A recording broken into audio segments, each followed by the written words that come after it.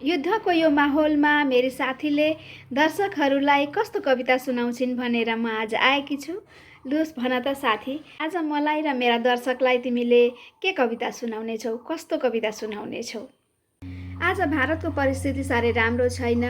युद्ध कुनै पनि क्षणमा हुन सक्छ र त्यो परिस्थितिलाई नजर राख्दै म जुन कविता वाचन गर्न जाँदैछु त्यो कविताको शीर्षक छ युद्ध एउटा नशालु जाल। आज विधाता पनि माथि बसेर आत्मग्लानीको आगोमा पिसुल्टिँदै होलान्। आफ्नै सृजनाको मूढता देखेर आफैलाई बेस्मारी सराप्दै होलान्। बार बार इतिहास दोहोरिएको छ, बार बार युद्धले विनाश कोरेको छ। फेरि पनि बिउजिँदैन नर, फेरि पनि बिउजिँदैन नर, अझ भन्दा अझ खस्दैछ तल। समस्याको समाधान युद्धले दिँदैन, युद्धले त केवल रगत बगाउँछ। हाँस्ने खेल्ने सहरलाई श्मशान बनाउँछ। युद्धको विभीषिकाले अशान्तिको अनल दन्काउँछ।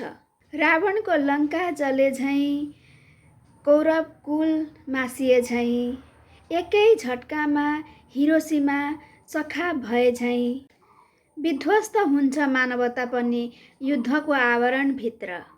स्वार्थको झोला भिरेर अघि बढेको छ क्षमता लोभी मानव। साम्राज्य विस्तारको तुजुक देखाउँदै निमुखाहरूको ज्यान चुसिरहेछ रक्त पिपासु।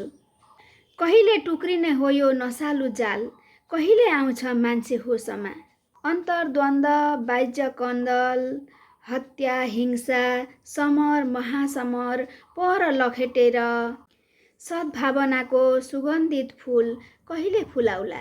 ईश्वरको श्रेष्ठ सृजनाले श्रेष्ठताको निदर्शन कहिले देखाउला।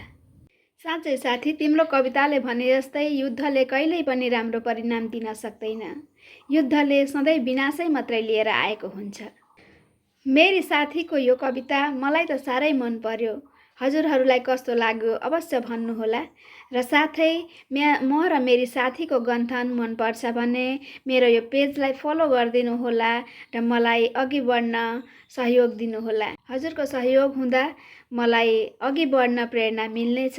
धन्यवाद।